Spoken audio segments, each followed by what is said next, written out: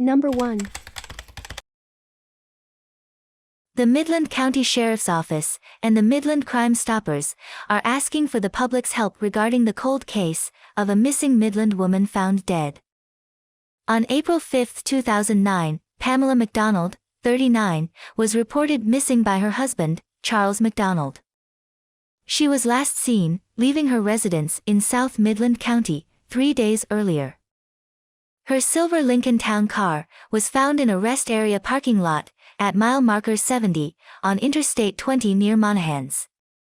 After an investigation, the Texas Rangers determined that the vehicle had been at the rest area since April 4. In January of 2012, the Upton County Sheriff's Office was called to an oil field location north of Rankin, where human remains were discovered. Through the use of forensic anthropology, the remains were identified as Pamela McDonald. DPS Sergeant Oscar Villarreal asked anyone with information on McDonald's disappearance to contact the Texas Rangers at 1-800-346-3243. The mother of 3 is believed to have left her home at 1 a.m. on April 2, according to news reports, from the time of her disappearance. Authorities said she told her family she was going for one last drive before her car was set to be repossessed the next day. The family was experiencing financial difficulties in the 3 months before McDonald's disappearance, late Midland County Sheriff Gary Painter told reporters in 2009. Her car, which had a large tiger sticker on the back window and a Texas license plate, was locked with no keys inside or near the vehicle when it was discovered by authorities. The vehicle also didn't appear to have had any apparent mechanical difficulties. "It just looks like whoever stepped out of the car vanished," Painter said at the time. The stay-at-home mom reportedly enjoyed going on late-night drives after her elementary-age children were asleep, but her oldest daughter told authorities it was out of character for McDonald to not come home. There was no activity on her cell phone before her disappearance, and McDonald was not on any prescriptions or medications that might have caused her disappearance. Her husband, Charles McDonald, is the only suspect in the investigation, according to case details on DPS's website. No arrests have been made. Authorities have now obtained important information in the case through investigation and tips, and are now looking for the final pieces to get justice for McDonald's children. A $2,500 cash reward is now being offered for information leading to the arrest of those involved in McDonald's death. Anyone with information is asked to call Midland Crime Stoppers at 432-694-TIPS. Number 2. Elizabeth Barclay was a 7-year-old girl who was found murdered on the side of the roadway in Van Zandt County, Texas, more than 40 years ago, just several months after she was abducted. Despite the efforts of local authorities, the person responsible for her death has yet to be brought to justice. On the evening of October 23, 1979, Elizabeth, who was wearing white shorts and a red, white, and blue halter top, went to a neighborhood store with her 3-year-old brother and a male friend, 5, to buy ice cream. As they were walking down a street near the area of 2900 West Northwest Highway, KHOU 11 reported that a dark-colored vehicle with a trunk lid that wouldn't close all the way stopped beside them. A husky African-American male, believed to be between the ages of 30 and 35 at the time, exited the vehicle and purportedly exposed himself to the children before he grabbed Elizabeth. He struck her several times and threatened to throw her in the water as he carried her back to his vehicle.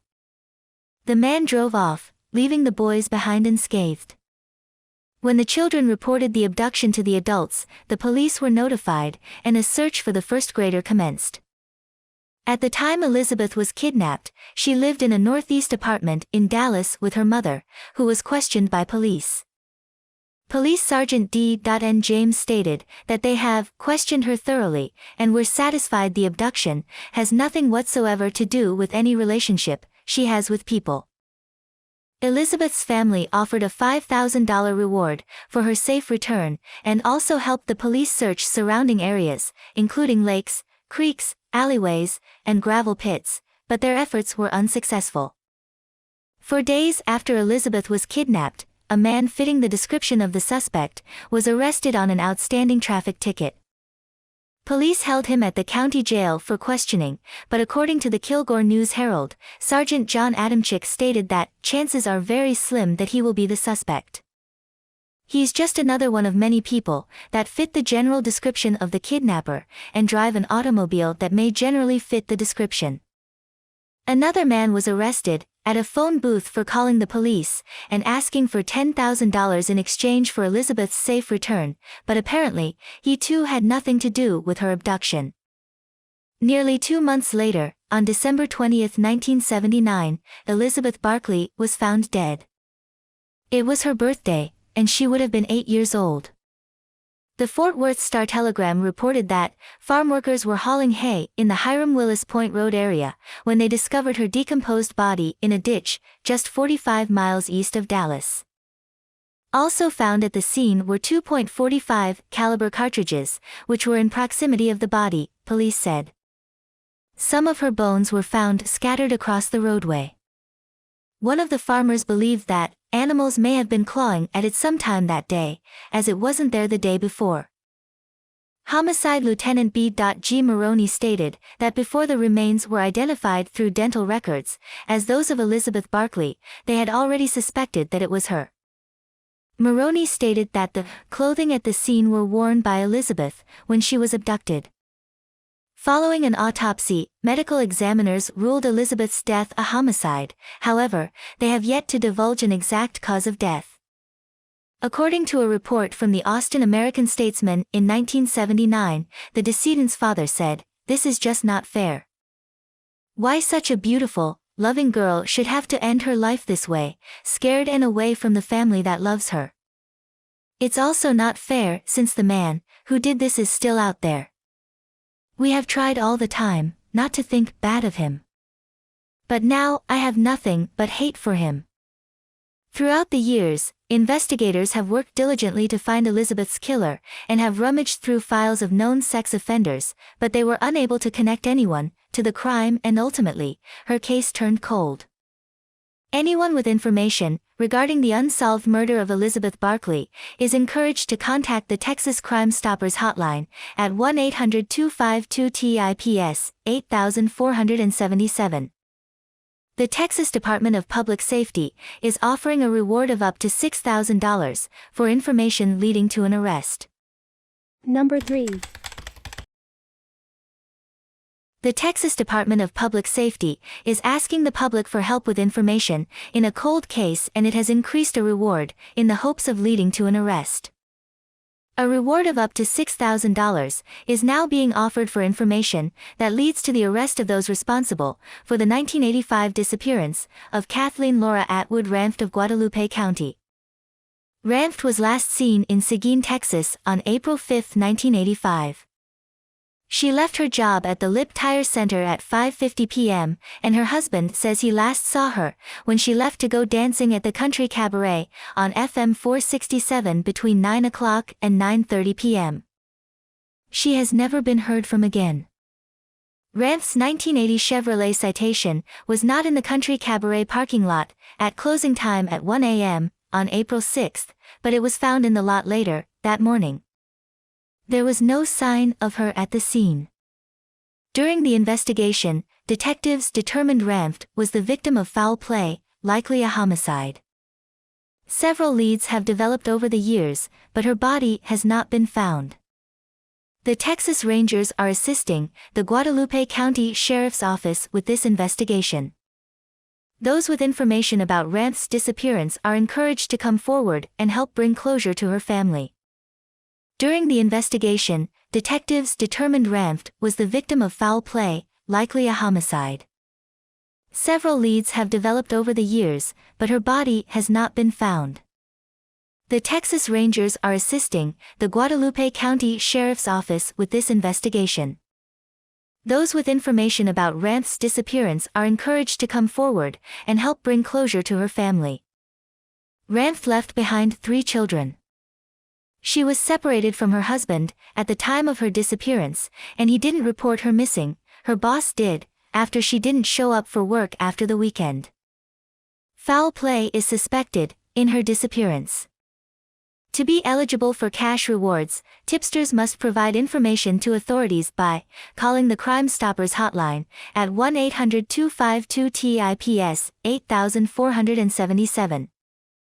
All tips are anonymous. Individuals can also submit information through the Texas Rangers Cold Case website or by phone to the Missing Persons hotline at 1-800-346-3243. Number 4. The young girl's body was found back on March 26, 1987, just 2 miles north of the intersection of 62 to 82 and FM 179. Taylor was 13 years old at the time. A medical examiner reported Taylor had been strangled and sexually assaulted, but said it was one single blow to the back of her head that killed her. Investigators continue to search for leads, but have not located a suspect.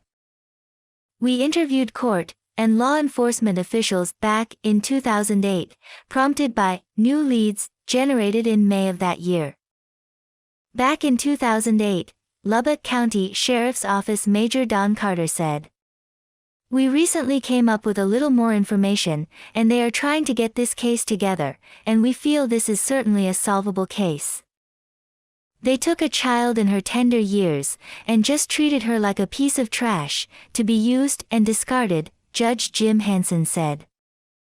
Judge Hansen is now a Lubbock County Justice of the Peace. At the time he was a News Channel 11 reporter, who covered the story when it first broke.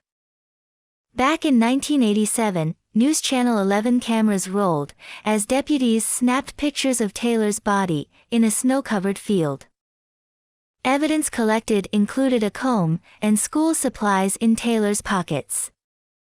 An Idalou banker on his way to work noticed Taylor's body just before 7 a.m. Her panties had been tied around her neck, and her face was almost unidentifiable. At the time, Sheriff Sonny Kesey spoke to Hansen about Taylor's tragic end. She was severely beaten, apparently by fist. The killing blow came from an instrument to the back of skull. On the left-hand side is where the blow was placed, Sheriff Kesey said. Something like that in a wide-open area in broad daylight. I remember the sheriff saying someone must have seen something. And when you go over there and look, you'd say someone had to have seen something, Hansen said. Taylor was a 6th grader at Muffy Elementary when she was killed. At the time, she lived at the Phoenix Apartments, formerly located in 1000 block of 38th Street. Authorities told Hansen that Taylor and another young friend were last seen going into another apartment unit 2 days before her body was found. Authorities are still sticking to their theory that some at the Phoenix apartment did it. They still don't know who it is, Hansen said in his report. "I know the sheriff's office put in a lot of efforts back then, and obviously my statement has proven true because they are still thinking about it today," Hansen said. Hansen added, "Whoever did that, if they are still out there, they have no heart, no soul, and need to be found and put behind bars." Major Carter said, "We want the family to know we have not forgotten about the case." In 2008, the Lubbock County Sheriff's Office said they had a new set of eyes on the case and a new weapon, DNA testing. The new technologies are coming into play. "We do have some evidence that has been resubmitted for analysis that we hope to be able to further this case," Major Carter said. Unfortunately, when we talked to the sheriff's office on Monday, they said there were no new leads, and the case is considered cold. Back in May 2008, Veronica's aunt, Laureen Taylor said, "You can't give up on hope." Even though it seemed like nothing was being done or nothing was happening. "If you just keep a little hope and a little faith alive, something will happen," she said. 25 years later, Laureen Taylor is still trying to keep hope alive, and she has a message for Veronica's killer. Let us know why you did what you did. That child, she hadn't done anything to you. You've taken an innocent life of a child that hadn't even begun to live yet. Now you've taken all that away from her. You don't even know what she could have been in life. She could have been a doctor, a lawyer, somebody who helped the homeless, or anybody you know. But you've taken all that away from her. We will never know what she could have been, Lorene said. If you have any information that can help solve this case, please crime line at 806-741-1000.